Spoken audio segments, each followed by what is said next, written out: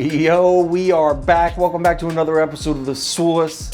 Great week we're having. I think that's 4 winning days in a row. Last night was only 3-2, but the pick of the day, the Pelicans coming through. We're scorching hot. We're looking to stay that way. 8 games tonight, but we might have a smaller ticket. We might only be looking at a 3 or 4 game ticket. So let's dive in. Let's see what's on the menu today. Let's go. Welcome to The Source. Hey, get the source. The source. The source. Hey, get the source. First game up, Sixers versus Hawks in Philly. Are the Hawks down for another shellacking from the Sixers? They got crushed last time. This line opened Sixers laying 9 points at home. 77% of early money though, it's on Atlanta. Consensus line is now up to 9.5. Check out around noon though, we do see a little bit of Philly money coming in, creeping in, not much, but it is coming. Maybe some Hawks injury information was released. I haven't seen anything yet, but let's check out who's on the report. Crazy looking injury report here from the Hawks, which is weird. The NBA never has crazy injury. Just kidding, because obviously that happens like every single day. Injury report, we got Trae Young questionable, Clint Capella questionable, and Bogdanovich questionable. Obviously, 3 important pieces. We need answers on those 3 before we pull the trigger on anything for this game. I have no problem whatsoever fading everyone, fading all that Atlanta money, and taking the Sixers to beat them down again. But I'm not going to put it on the menu yet, because if all 3 of them play, Trae Young, Capella, Bogdanovich, if all 3 play, I'm going to leave this one off. If only 1 or 2 play, I probably will bet it and put it on the menu. So for now, I'm going to put it on the menu, Philly minus 9.5. Stay tuned to my Twitter and Instagram story and Facebook. Next game. Next game up, Celtics Spurs in Boston. This line up with the Celtics laying 4.5 points at home here. Everyone's on the Celtics early. Everyone bets money. Everyone on Boston early. Money stays pinned on the Celtics all morning, all the way up through noon. Consensus line never moves though. I wouldn't say that's anything to be too alarmed about. It is only noon. May go up, but right now we're still looking at Boston minus 4.5. Straight up, the Spurs have been playing better basketball than the Celtics, period.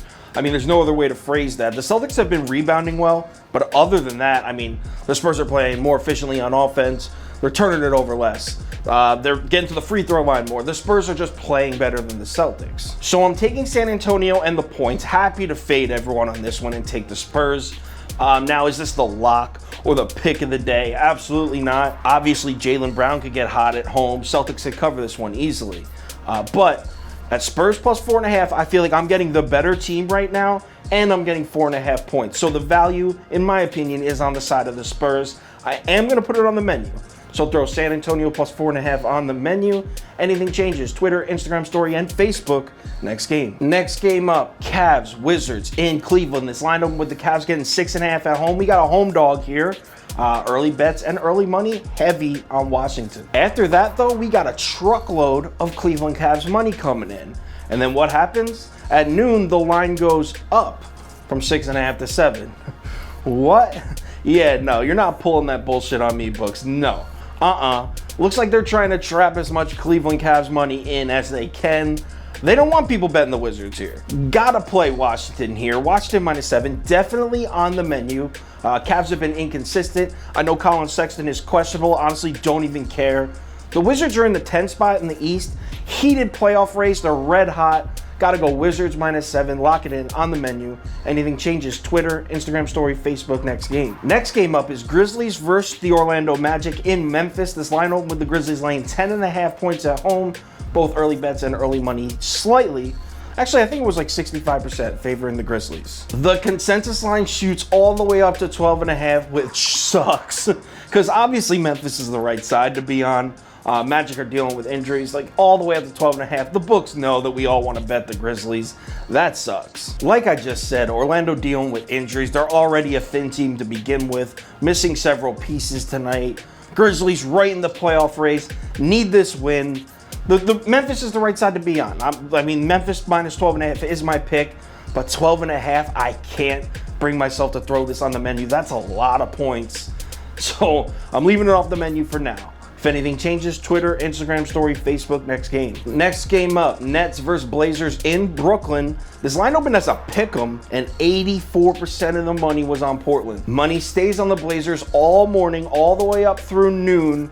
And now the consensus line is moving. It's all the way up to Brooklyn +2 last time I checked. Portland looks great recently. They look real good. They're playing their best basketball of the season right now. I really have a hard time fading the Nets right now, but Durant is going to sit. I think Kyrie Irving's going to play, but he's technically listed as questionable.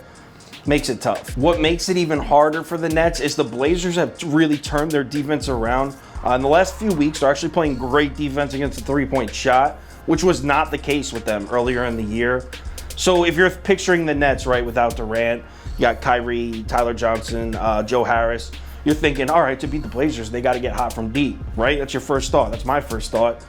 Blazers are playing great perimeter defense. That makes even more of an uphill climb. So for right now, I'm going to take Portland. I'm going to lay the 2 points on the road here, but definitely not going on the menu as of yet, at least. I need to see the Nets' final injury reports because as of now, I don't believe Durant is officially ruled out. I think it's just expected that he sits. So I need to see everything final before I make a final decision, but Blazers -2 is probably the right side to be on. Anything changes, Twitter, Instagram story, Facebook, next game. Next game up is Bulls versus Bucks in Chicago. This line opened with the Bulls +4.5 points at home. 84% of the early money on the Bucks, people all over the Bucks. So after that, a bunch of Bulls money comes in, right? A bunch of it. Line starts to move. It actually drops all the way. I was Chicago +1. Actually, at noon, I saw a few books that had it as a pick 'em. So this line is moved, significant line movement in this game. Is that a result of the Bulls' money that's coming in, or do the books know Giannis isn't going to play? At this time, we don't really know. If Giannis doesn't play, I will be siding with the Bucks. I have no problem taking the Bulls here and fading the Bucks, especially after the Bucks' bum-ass performance last night. How are you going to blow a lead to the Rockets? Like, whatever. I digress. We're not talking about that game. This is a new day. So obviously, we're going to have to wait and see what the deal is with Giannis, if he's playing or not. But as of right now, I'm going to assume he's not playing, and I'm going to take Chicago +1, not on the menu, or Chicago pick'em, whatever you have. Not on the menu as of yet. If anything changes, Twitter, Instagram story, Facebook, next game. Next game up, we got Suns versus Jazz in Phoenix. This line opened with Phoenix laying 4.5 points at home. Early bets and early money pretty even, very slightly favoring the Suns. In this game, the money stayed just about even all morning. Consensus line obviously never moves. Still looking at Suns -4.5. Real quick, the Jazz have had trouble covering spreads since Donovan Mitchell got hurt. I've said that a number of times. They're like 2-7 against the spread or something without him. Something crazy. I don't know the exact numbers. In this game, they're missing Donovan Mitchell and Mike Conley. Suns have been one of the best teams at covering the spread all year. This is a must play. You have to play Phoenix -4.5 here. Definitely on the menu. Anything changes, Twitter, Instagram story, Facebook. Next game. Next game up is Lakers versus Kings in LA, and this line opened Lakers -8. Why? I mean, why? What the hell has the Lakers done to deserve laying 8 points to anybody? Obviously, the Sharps agree with me because the money has been on Sacramento all morning. Have to take the Kings. Have to take the Kings here. Marvin Bagley's back tonight for the Kings. Rashawn Holmes has been back. I think this is his 3rd game back. De'Aaron Fox is still out. But I'm not as worried about that because, I mean, it's not like the Lakers have a dominant backcourt to really, you know what I mean? The Lakers dominate the front court, and they got Bagley and Rashawn Holmes back. Long story short, I really like the Kings to keep this game close here, so I'm happy to take 8 points. Give me the Kings +8, and yeah, I'm going to throw this one on the menu. Even though I'm not absolutely crazy about it, it will make the menu. Anything changes, Twitter, Instagram story, Facebook. That's it for today's episode. Might have some parlay round. Oh, last night's round robin. 2 out of 4 hit. So although it didn't pay out, you got your money back. So at least if you did it correctly, you didn't take any losses on last night's round robin. I'll take a closer look. I'll see if I can find something that's a smart play but still a decent payout. I'll let everyone know.